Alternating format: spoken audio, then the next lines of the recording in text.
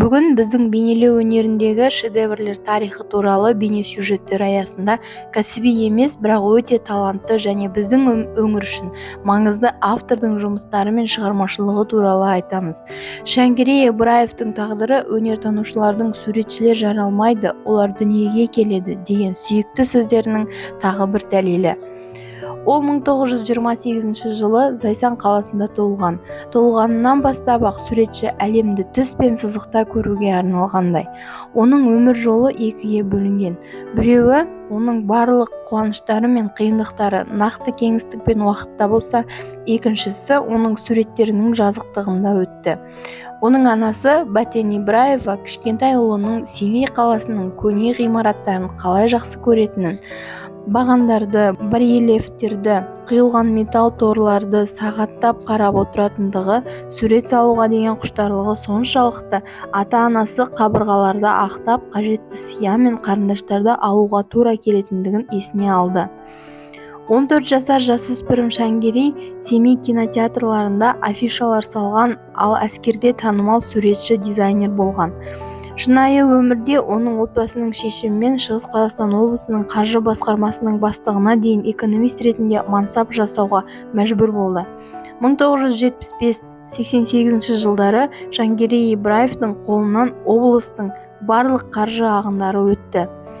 Оның шығармашылыққа, депутаттық жұмысқа және көркемөнерпаздар көрмелеріне қатысуға қалай уақыт тапқаны түсініксіз. Халық мәдениет университеті тобының құрамында дәріс оқыды.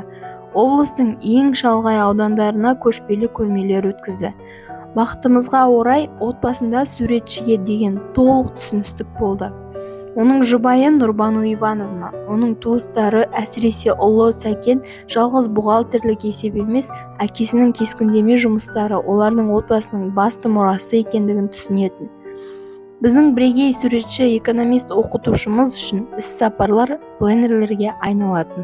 Бүгін біз оның этюд негізінде жасалған екі жұмысын ғана көрсетеміз. Олардың екеуі де наурыз дәстүрімен байланысты.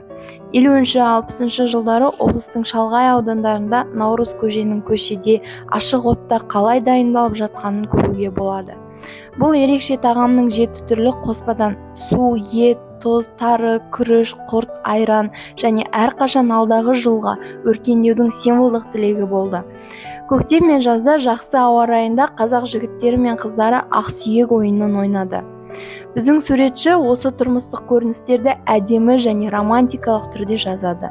Оның сиқырлы акварельдерін біз көріп қана қоймай естиміз.